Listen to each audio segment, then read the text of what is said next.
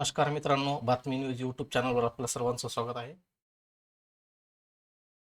आजच्या व्हिडिओमध्ये आपण पाहणार आहोत भारतीय डाक विभागाकडून ज्या 21,413 जागा GDS साठी निघालेल्या आहेत. या जागांबद्दल आपण माहिती जाणून घेणार आहोत. या जागांसाठी पात्रता, वयमर्यादा, पगार, अन्य पात्रता काय अजून काय लागते ते आपण पाहू. GDS बद्दल आपण समजून घेऊ. GDS हे पद म्हणजे नेमकं काय, महाराष्ट्रातील एकूण जागा, जातनिहाय जागा किती आहेत ते आपण पाहणार आहोत. दिव्यांग जनांसाठी किती रिक्त जागा आहेत त्या आपण पाहणार आहोत.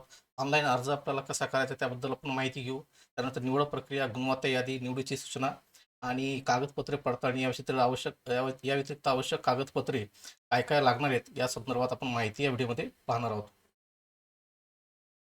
NO.17-02/2025 GDS म्हणजे काय आणि त्यांच्या जबाबदारी आपण पाहू.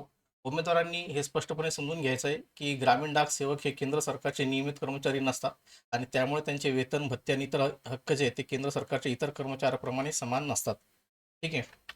त्यानंतर GDS पदाची जबाबदारी आपण पाहू. विभागाने वेळोवेळी जारी केलेल्या मार्गदर्शक तत्वानुसार शाखा डाकघर आणि इंडिया पोस्ट पेमेंट बँक यांच्या दैनंदिन टपाल व्यवहाराचे संचालन करायचं काम त्यांच्याकडे असते. त्यानंतर विभागाचे विविध सेवा आणि उत्पादने त्यांचे विपणन आणि प्रसार करणे, तसेच विविध ग्राहक सेवा केंद्र, विविध सेवा त्याच्या माध्यमातून पुरवल्या जातात. तर हे सर्व कामं जे आहेत ते GDSच्या माध्यमातून जे पदं निघालेले आहेत त्या पदांवरती असलेले जे अधिकारी आहेत त्यांना ते करावं लागत असतात.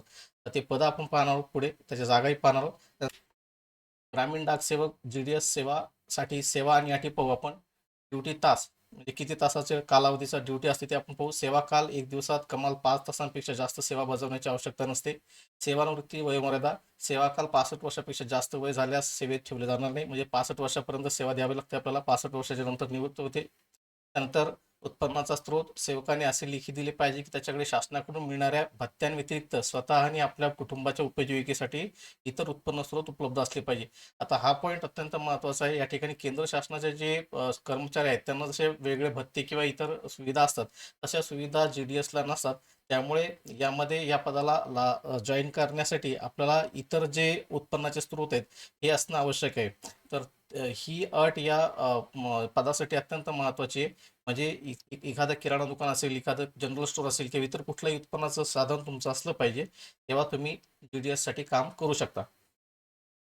त्यानंतर स्थानांतरण, सेवाकाल जनहित, प्रशासकीय किंवा दक्षता कारणास्तव एका पदावरून युनिटवरून दुसऱ्या पदावर बदली केली जाऊ शकते. बदली यांची होते. त्यानंतर नागरी सेवा श्रेणीबाहेर सेवक केंद्र सरकारच्या नागरी सेवांमध्ये समाविष्ट नसतो. ठीक आहे. निवास, सेवकाने निवडीनंतर पण रुजू होण्यापूर्वी 1 महिन्याच्या आत संबंधित पोस्ट गाव डाकघराच्या वितरण क्षेत्रात राहणे बंधनकारक आहे. तर जिथे कुठे तुम्ही असाल, समजा तुमच्या लोकलला जर जागा निघाल्या असतील तर तुम्ही लोकललाच अर्ज केला पाहिजे. जर समजा तुम्ही दूरच्या ठिकाणी अर्ज कराल तर त्या ठिकाणी तुम्हाला स्वतः जाऊन राहावं लागणार आहे. त्या ठिकाणची जी काही राहायची व्यवस्था आहे ती तुम्हाला स्वतः करावं लागत असते. पेन्शन, ग्रॅज्युटीज जे आहे त्याच्याबद्दल आपण पाहू. ग्रामीण डाक सेवकांना कोणत्याही प्रकारची पेन्शन मिळणार नसते. तथापि शासनाने वेळोवेळी निर्धारित केल्याप्रमाणे त्यांना GDS, ग्रॅच्युइटी, सेव्हरन्स रक्कम किंवा SDBS जी अमाऊंट आहे ती मिळत असते. आता ऑनलाईन अर्ज करण्याची जी सुरुवात आहे ती 10 फेब्रुवारी 2025 पासून सुरुवात झालेली आहे अर्जाला. याची शेवटची जी दिनांक आहे अर्ज करण्याची ती 6 मार्च 2025 आहे. आणि ऑनलाईन अर्ज जर समजा चूक राहिली असेल, काही चूक झाली असेल तर त्या अर्जात दुरुस्ती करण्यासाठी एक विंडो दिलेली आहे. 6 मार्च 2025 ते 8 मार्च 2025च्या दरम्यान आपल्याला विशिष्ट रक्कम भरून, म्हणजे ₹100 चलन वगैरे जे काही आपल्याला लागू असेल त्या पद्धतीने भरून आपण याच्यात अर्जामध्ये दुरुस्ती करू शकतो या कालावधी दरम्यान. त्यानंतर GDSची पगार आपण बघू. BPM, ब्रांच पोस्ट मास्टर हे पद आहे. याच्यासाठी 12,000 ते 29,380 पगार आहे. ABPM डाकसेवक म्हणजे असिस्टंट ब्रांच पोस्ट मास्टर किंवा डाकसेवक, त्याला 10,000 ते 24,470 पेमेंट आहे. वयमर्यादा आपण पाहू. 6 मार्च 2025 रोजी 18 वर्ष कमीत कमी कंप्लीट केलेले पाहिजे आणि जास्तीत जास्त वय 40 वर्ष असलं पाहिजे. SC/ST साठी सूट आहे 5 वर्षाची. OBC साठी 3 वर्षाची सूट मिळते. EW साठी सूट लागू नाही. दिव्यांगासाठी जर समजा दिव्यांग असेल कुठल्याही प्रकारचं तर 10 वर्षे. दिव्यांगामधून OBC कॅटेगरी असेल तर 13 वर्षे. दिव्यांगामधून SC/ST कॅटेगरी असेल तर 15 वर्षाची सूट मिळते. या व्यतिरिक्त शैक्षणिक पात्रता आपण पाहू. कमीत कमी 10वी पास याला असलं पाहिजे. 10वी पास शिवाय 60 दिवसाचा संगणक कोर्स पूर्ण केलेला असला पाहिजे. संगणक कोर्स म्हणजे MS CIT वगैरे केलेली पाहिजे. त्यानंतर सायकल चालवता आली पाहिजे उमेदवाराला. त्यानंतर उपजीविकेचे साधन, जसं अगोदर मी बोललो त्या पद्धतीने उपजीविकेचे इतर पुरेसे साधन असणे आवश्यक आहे. परीक्षा फी प्रवर्ग ओपन OBC साठी ₹100 चलन आहे. SC/ST साठी फी नाही. महिला महिला ट्रान्सजेंडर फी नाही, दिव्यांगासाठी सुद्धा फी असणार या अर्जाला. दिव्यांग आरक्षण आपण पाहू. पीपीएम, एबीपीएम, डाक सेवकसाठी लो व्हिजन अर्ज करू शकतो.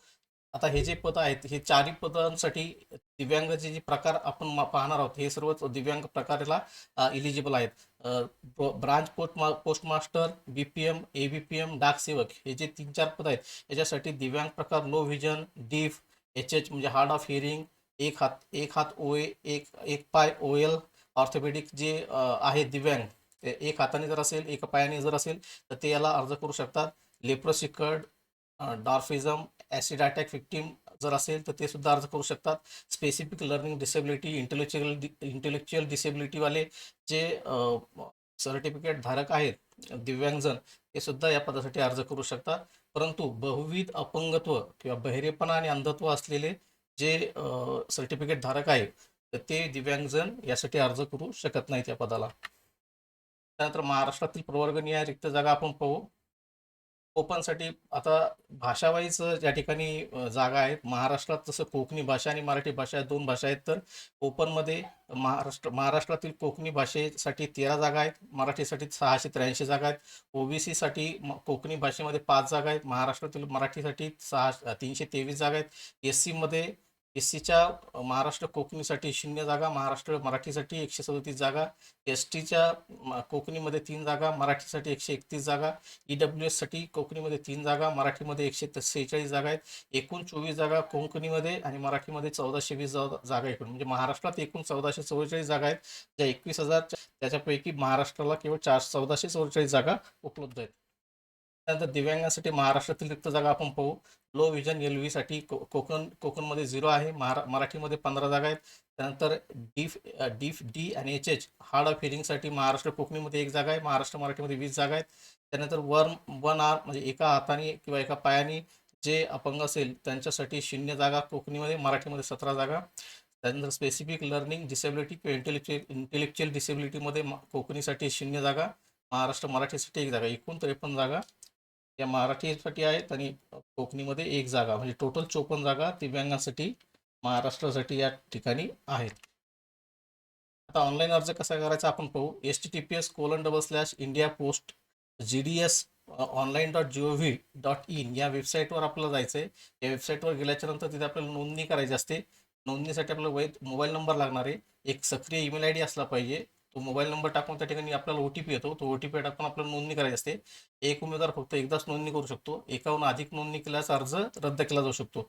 नोंदणी पूर्ण झाल्यानंतर उमेदवारांनी आपला अर्ज ऑनलाईन पद्धतीने भरायचा आहे. अर्जामध्ये वैयक्तिक माहिती, शैक्षणिक पात्रता आणि इतर आवश्यक तपशील अचूकपणे भरायचे. अर्जासोबत ताजा जो लेटेस्ट फोटो काढला असेल तो फोटो आणि लेटेस्ट स्वाक्षरी आपल्याला अपलोड करणं बंधनकारक आहे.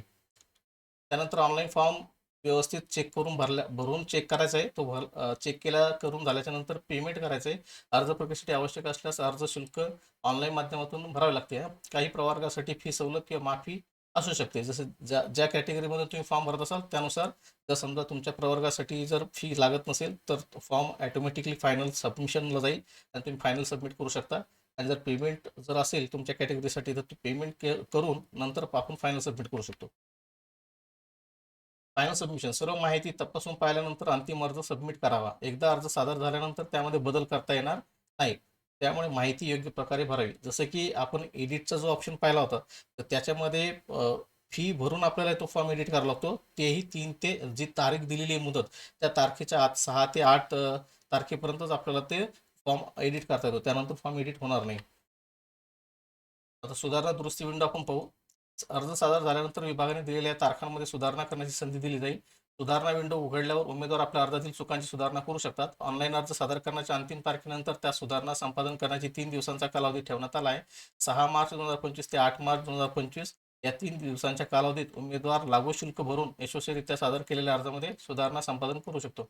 सुधारित अर्ज सादर करण्यापूर्वी अर्जदारांनी फॉर्मच्या प्रत्येक क्षेत्रात योग्य माहिती भरली आहे का हे तपासावे. संपादन दुरुस्ती विंडो संपल्यानंतर कोणत्याही परिस्थितीत अर्जात कोणताही बदल, दुरुस्ती, सुधारणा करता येणार नाही.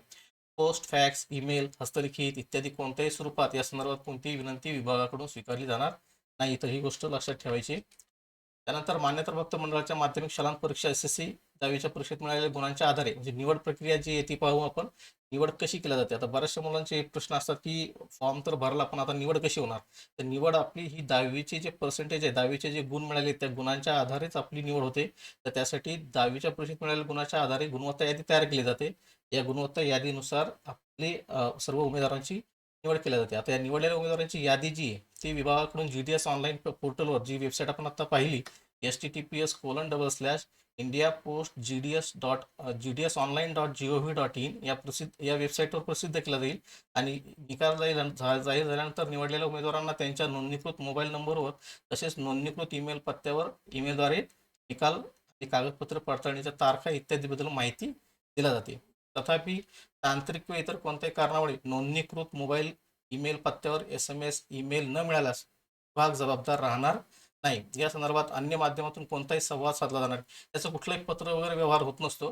केवळ जी माहिती ती मोबाईलवरती येणारा SMS आणि ईमेलच्या माध्यमातून मिळत असते. म्हणून तुम्ही जे काही नोंदणी करणार आहात ते नोंदणी करताना तुम्ही टाकत असलेला ईमेल ID आणि मोबाईल नंबर हा अचूक टाकला गेला पाहिजे, तरच तुम्हाला त्याची माहिती मिळणार आहे.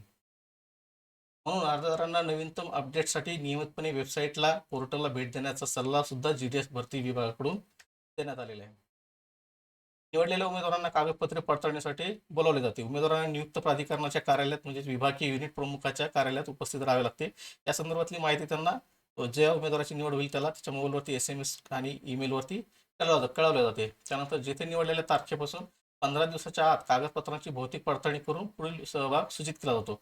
15 दिवसाच्या आत आपल्याला कागदपत्राची पडताळणी त्या ठिकाणी जाऊन करायची असते. जे उमेदवार निर्धारित 15 दिवसाच्या कालावधीत नियुक्त प्राधिकाऱ्यांकडे हजर राहण्यास अयशस्वी ठरतील त्यांना सिस्टम पोर्टलद्वारे अनुपस्थित असे चिन्हांकित केले जाते. परिणामी सिस्टम या उमेदवारांसाठी पुढील कागदपत्र पडताळणी प्रक्रिया आपोआप थांबवेल आणि अशा रीतीने त्यांची उमेदवारी स्वयंचलितपणे रद्द केली जाते. जे उमेदवार उपस्थित राहणार नाहीत त्यांना अनुपस्थित म्हणून पोर्टलवरती चिन्हांकित केलं जातं आणि मग त्यांना पुढील भरती प्रक्रियेतून रद्द केलं जातं. पडताळणीसाठी आवश्यक कागदपत्रे आपण पाहू. आवश्यक कागदपत्रे गुणपत्रिका, ओळखीचा पुरावा, जातीचा दाखला लागू असल्यास जर कास्टमधून फॉर्म भरलेला असेल तर तुम्हाला जातीचा दाखला लागेल. अपंगत्व प्रमाणपत्र जर तुम्हाला त्या पद्धतीने दिव्यांगमधून फॉर्म भरला असेल तर ते लागेल. आर्थिकदृष्ट्या दुर्बलता प्रमाणपत्र EWS जर असेल तुमच्याकडे तर ते लागेल. ट्रान्सजेंडर प्रमाणपत्र जर असेल तर जन्मतारीखाचा पुरावा तुम्हाला लागेल. जन्म दाखला किंवा 10वीचं बोर्ड सर्टिफिकेट यापैकी एक कोणत्याही सरकारी वैद्यकीय अधिकाऱ्याने दिलेले वैद्यकीय प्रमाणपत्र तुम्हाला यासोबत घेऊन जायचं आहे डॉक्युमेंट व्हेरिफिकेशनच्या वेळेस. तर हे जे वैद्य अधिकारी आहेत ते सरकारी दवाखान्याचे जे अधिकारी प्राथमिक आरोग्य केंद्राचेही चालतात किंवा सरकारी दवाखाना जो असतो त्या ठिकाणून आपल्याला वैद्यकीय अधिकाऱ्याचं प्रमाणपत्र घ्यायचं असते.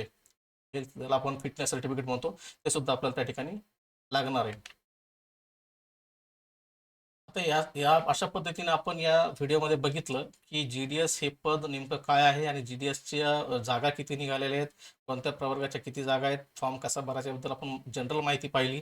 परंतु हा फॉर्म आपल्याला ऑनलाईन कसा भरायचा याबद्दल जर संपूर्ण सविस्तर माहिती आणि त्या पद्धतीचा व्हिडिओ जर पाहिजे असेल तर कमेंट बॉक्समध्ये तशा कमेंट तुम्ही टाका. निश्चितच आम्ही तसा व्हिडिओ बनवू आणि या ठिकाणी पोस्ट करू. तो तुम्हाला पाहायला मिळेल की अर्ज आपल्याला कसा ऑनलाईन करायचा असतो त्या संदर्भातील सविस्तर माहिती आम्ही त्या व्हिडिओमध्ये देऊ. आमचा हा व्हिडिओ तुम्हाला जर आवडला असेल तर याला लाईक करा, शेअर करा आणि चॅनल आमचे सबस्क्राईब करा जेणेकरून पुढील येणारे आमचे जे व्हिडिओ आहेत ते तुम्हाला या ठिकाणी पाहायला मिळतील. परंतु तुम्ही व्हिडिओ पाहिलात त्यासाठी खूप खूप धन्यवाद.